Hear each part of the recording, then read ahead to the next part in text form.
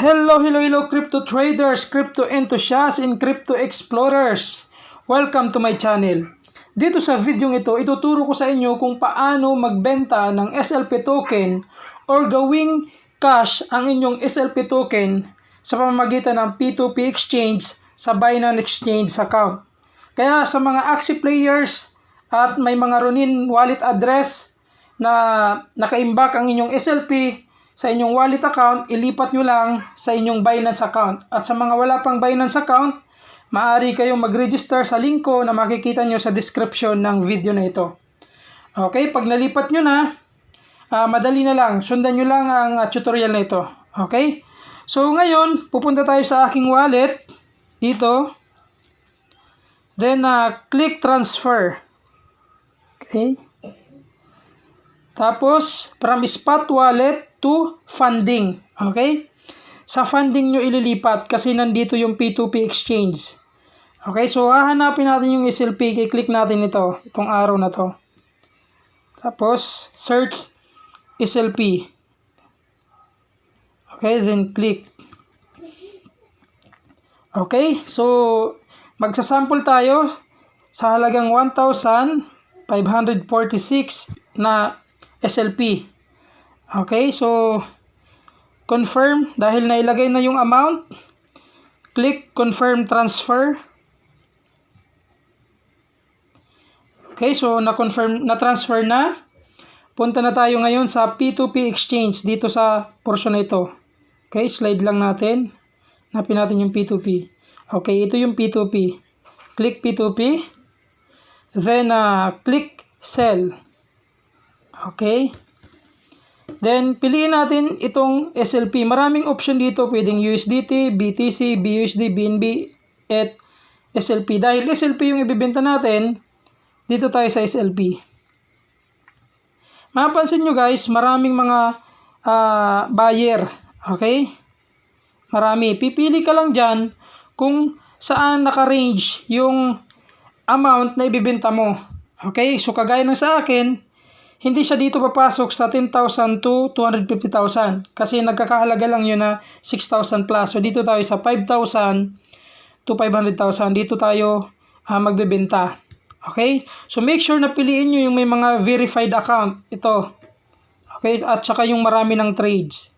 Kagaya nito, marami ng mga trades. Ito, marami na din. Okay? So maraming pagpipilian dyan. So halos lahat naman yan ay legit. Okay? So, si chip head ang pipiliin natin. Ito. Click sell. Okay? So, click mo lang itong all. Lalabas na yung total amount na ibibenta mo na nilipat ko kanina from spot wallet to funding account. Okay?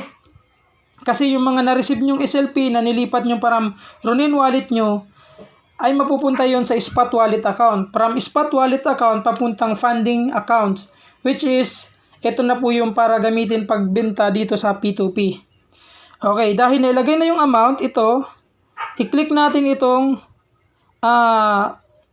okay, kung meron kayong GCash, pwede nyo ilagay dito, add. Dito, lagay kayo ng fund dito. Okay? Pwede nyo rin i-edit to. Okay? So, ganyan. So, dahil nailagay ko na yun yung bangko, andyan na yung detail. So, ang gawin nyo guys, kung wala pa yung detail ng payment method nyo, ilagay nyo lang dito. Kung halimbawa GCash, Union Bank, Metrobank, BDO. Once nalagay nyo na yung payment method nyo, balik na kayo guys. Click ito. Okay? Then, click sell with 0 fee.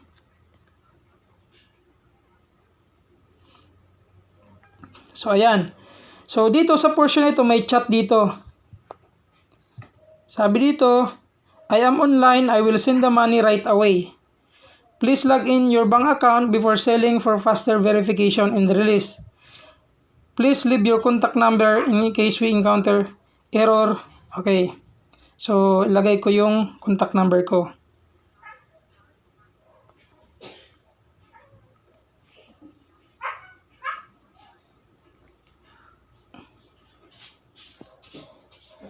Okay, so antayin natin. Sabi dito, Chief Head Alijon Ramirez has marked the order as paid. So bayad na raw. Please confirm that you have received the payment and release the asset. So huwag nyo basta-basta i-release yung SLP token. So pindutin natin to. Okay, pindutin natin to, balik tayo. Huwag nyo pipindutin itong confirm receipt. Okay, huwag nyo pipindutin yan. Yung kulay yellow na button. I-check muna yung bank account. Union Bank.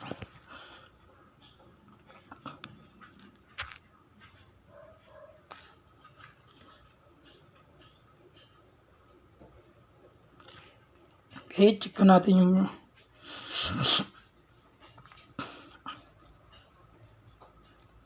So, ayan, dumating na guys. 6,431.36. Okay? So, balik na tayo sa app. So, i-confirm ko na siya guys. Okay? Click confirm. Then, click itong check. I confirm that the payment is successfully received with correct amount and sender information. Okay? Then, confirm.